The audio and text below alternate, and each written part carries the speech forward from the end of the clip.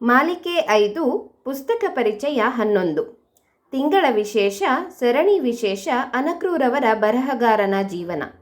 ಪುಸ್ತಕದ ಹೆಸರು ಗಾಜಿನ ಮನೆ. ಲೇಖಕರು ಅನಕೃ. ಅಭಿಪ್ರಾಯ ಸುಶಾಂತ್ ಕುರಂದವಾಡ.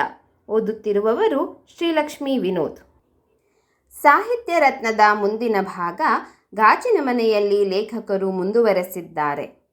ಪ್ರಸಾದ ಮತ್ತು ಲಲಿತಾ ಮುಂಬೈಯಲ್ಲಿ ಹಾಯಾಗಿ ತಮ್ಮ ಜೀವನವನ್ನು ನಡೆಸುತ್ತಿರುತ್ತಾರೆ.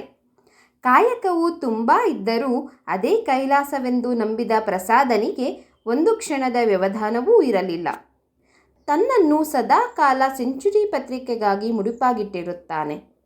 ತನ್ನ ಸಮಯವನ್ನು ಸಂಪೂರ್ಣವಾಗಿ ಸದುಪಯೋಗಪಡಿಸಿಕೊಳ್ಳುವವನಿಗೆ ಎಲ್ಲಿಯಾದರೂ ಇಟ್ಟರೂ ಅವನು ಜಯಶಾಲಿಯಾಗುತ್ತಾನೆ.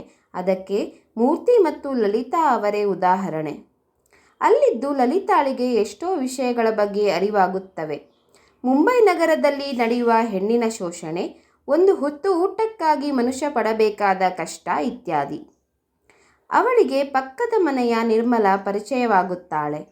ನಿರ್ಮಲಾಳಿಗೆ ಮಕ್ಕಳಾಗದ ಕಾರಣ ಅವಳತ್ತೆ ಮಗನಿಗೆ ಬೇರೆಯ ಮದುವೆ ಮಾಡುವ ಯೋಚನೆಯಲ್ಲಿರುತ್ತಾರೆ. ತಮ್ಮ ಮಗನಲ್ಲೇ ದೋಷವಿಟ್ಟುಕೊಂಡು ಹೀಗೆ ಅವರು ಮಾಡುತ್ತಿರುವ ವೈಖರಿ ನೋಡಿ ಲಲಿತಾಳಿಗೆ ಬಹಳ ಬೇಸರ ಮಾಡುತ್ತದೆ. ನಿರ್ಮಲಾಳಿಗೆ ಏನಾದರೂ ಸಹಾಯ ಮಾಡಬೇಕೆಂಬ ಹಠ ಅವಳ ಮನಸ್ಸಿನಲ್ಲಿ ಮೂಡುತ್ತದೆ. ಒಂದು ನೊಂದ ಹೆಣ್ಣು ಮಾತ್ರ ಇನ್ನೊಂದು ಹೆಣ್ಣಿನ ಕೊರಗನ್ನು ಅರ್ಥ ಮಾಡಿಕೊಳ್ಳಲು ಸಾಧ್ಯ. ಒಂದು ದಿನ ಮನೆಗೆ ಬೆಂಗಳೂರಿನ ನರಸಿಂಹಮೂರ್ತಿಗಳ ಆಗಮನವಾಗುತ್ತದೆ. ಲಲಿತಾಳ ಮುಖೇನ ಪ್ರಸಾದನನ್ನು ಒಂದು ಕಾರ್ಯಕ್ರಮಕ್ಕೆ ಅಧ್ಯಕ್ಷರನ್ನಾಗಿ ಕರೆಯುತ್ತಾರೆ. ಅಲ್ಲಿ ಶೆಟ್ಟರ ಭೇಟಿ ಮೂರ್ತಿಗೆ ಆಗುತ್ತದೆ. ಶೆಟ್ಟರು ಒಂದು ಪತ್ರಿಕೆಯನ್ನು ಪ್ರಾರಂಭಿಸುವುದಾಗಿಯೂ ಪ್ರಸಾದನನ್ನು ಅದಕ್ಕೆ ಸಂಪಾದಕನನ್ನಾಗಿ ಬರುವುದಕ್ಕಾಗಿಯೂ ಅವರು ಆಮಂತ್ರಿಸುತ್ತಾರೆ. ಈಗ ಪ್ರಸಾದನು ಧರ್ಮ ಸಂಕಟದಲ್ಲಿ ಬೀಳುತ್ತಾನೆ. ಒಂದು ಕಡೆ ತನ್ನ ಮನೆ, ಇನ್ನೊಂದು ಕಡೆ ನೆಲೆ, ಎರಡೂ ಬೇಕೇ ಬೇಕು. ಅದರಲ್ಲಿ ಯಾವುದನ್ನು ಆರಿಸಿಕೊಳ್ಳುವುದು? ಒಂದು ದಿನ ಲಲಿತಾಳ ಜೊತೆ ನಿರ್ಧರಿಸಿ ಪ್ರಸಾದನು ನೆಲೆಯನ್ನು ಬಿಟ್ಟು ಮನೆಗೆ ಹೋಗಲು ನಿರ್ಧರಿಸುತ್ತಾನೆ. ಆದರೆ ಅದು ಸೆಂಚುರಿ ಬಂಧುಗಳು ಮತ್ತು ಮೆತಾ ಅವರಿಗೆಲ್ಲರಿಗೂ ಸಿಡಿಲು ಬಡಿದಂತಾಗುತ್ತದೆ. ಆದರೂ ಅವರೆಲ್ಲರೂ ಒಪ್ಪಿ ಪ್ರಸಾದನನ್ನು ಬೆಂಗಳೂರಿಗೆ ಬೀಳ್ಕೊಡಲು ಮುಂದಾಗುತ್ತಾರೆ. ಬೆಂಗಳೂರಿಗೆ ಹೋಗುವುದು ನಿರ್ಧಾರವಾದಾಗ ಪ್ರಸಾದ ಮತ್ತು ಲಲಿತಾ ಅಲ್ಲಿದ್ದ ತಮ್ಮ ನೆಂಟರನ್ನು ಭೇಟಿಯಾಗಲು ಮುಂದಾಗುತ್ತಾರೆ. ಪ್ರತಿಯೊಬ್ಬರೂ ಇವರ ಮಾತನ್ನು ಕೇಳಿ ಆಕಾಶವೇ ತಲೆ ಮೇಲೆ ಕಳಚಿ ಬಿದ್ದಂತಾಡುತ್ತಾರೆ. ದಾದಾ ಈಗಂತೂ ತಮ್ಮನೇ ಊರು ಬಿಟ್ಟು ಹೋಗುತ್ತಿದ್ದಾನೆಂಬ ಭಾವ ಮೂಡುತ್ತದೆ. ಹಾಗೆಯೇ ಅವರ ಆ ಮುದ್ದಿನ ಕೂಸು ಬಿಡಲಲ್ಲದು. ಮುಂದೆ ಪುತಳಬಾಯಿಯ ಮನೆಗೆ ಹೋಗುತ್ತಾರೆ. ಅಲ್ಲಿಯೂ ಹಾಗೆಯೇ ಅವಳು ದುಃಖಿಸಿ ಇವರ ಮುಂದೆಯೇ ರೋಧಿಸಲು ಶುರು ಮಾಡುತ್ತಾಳೆ. ಇವರೆಲ್ಲರ ಆತ್ಮೀಯತೆಯನ್ನು ನೋಡಿದಾಗ ಲೋಕಕ್ಕೆ ಬೇಕಾಗುವುದು ಕೇವಲ ದುಡ್ಡು ಅಥವಾ ಮನುಷ್ಯರಲ್ಲ, ಅದರ ಜೊತೆ ಬೇಕಾಗಿರುವುದು ಪ್ರೀತಿ ಮತ್ತು ಕರುಣೆ.